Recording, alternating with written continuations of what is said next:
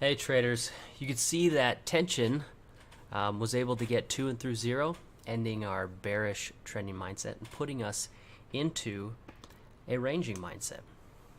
You can see here.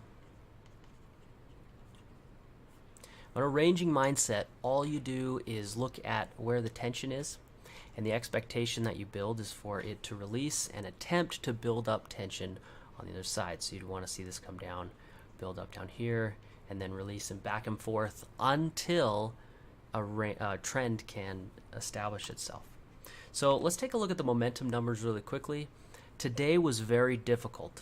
The market opened up with extremely strong momentum numbers, and you can see that they all burned off. We got up to about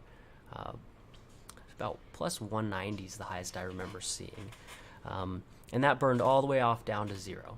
So what happened today was an excellent example of the philosophy that large numbers equal safe, and what we know is that configuration is what matters the most. Is how these numbers are configured and how they relate to one another is what matters the most.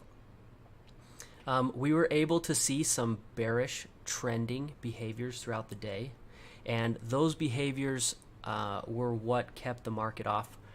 We saw some bearishness in the morning, a little bit more through the afternoon and into the highs, and then we saw the bearish market give up, and that gave us a sideways for a while, but the trending mindset was still there, and now we're in the range. So the next thing, what are we looking for next?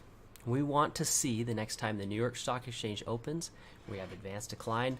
We want to see some trending behaviors. If we can keep that tension away from zero on one side or the other throughout an entire day and see some trending behaviors on momentum, then that'll put us into the trend. What do those look like? Well, today's not a very good example of the kind of things that we want to see.